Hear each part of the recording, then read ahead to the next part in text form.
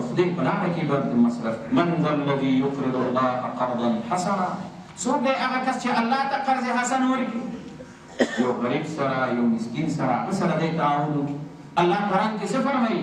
ان تبدوا الصدقات فنعما هي، که تاسې صدقات ښکاره ورکوئ دا هم ښه دی، که په پټې ورکوئ یو فقیر ته دا هم ستاسې دپاره بهتر دی. خو ګورې الله فرمایي الشیطان یعدکم الفقر ویأمرکم بالفحشاء، شیطان وایي ګوره پیسې ونه لګوئ، پیسې مصرف نه کړي کنه، که پیسې دې مصرف کړې غریبي کېږي، فقیر کېږي.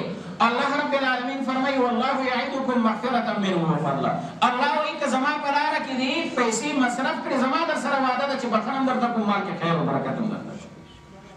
محمد رسول الله صلی الله علیه وسلم فرمایي ان من تمام اسلامکم ان تؤدوا زکات اموالکم، ستاسې د اسلام تکمیل او پوروالې په دې کې دی چې تاسې د خپل مال زکات دا ادا کړئ، دا ورکړئ. نبی علیه السلام فرمایي وی د قیامت د علامونه یوه دا به والزکات محرمه، چې خلک به زکات تاوان وګڼي. چې د حکومت دومره پیسې کېږي که قسم دی که یو اهل دنیا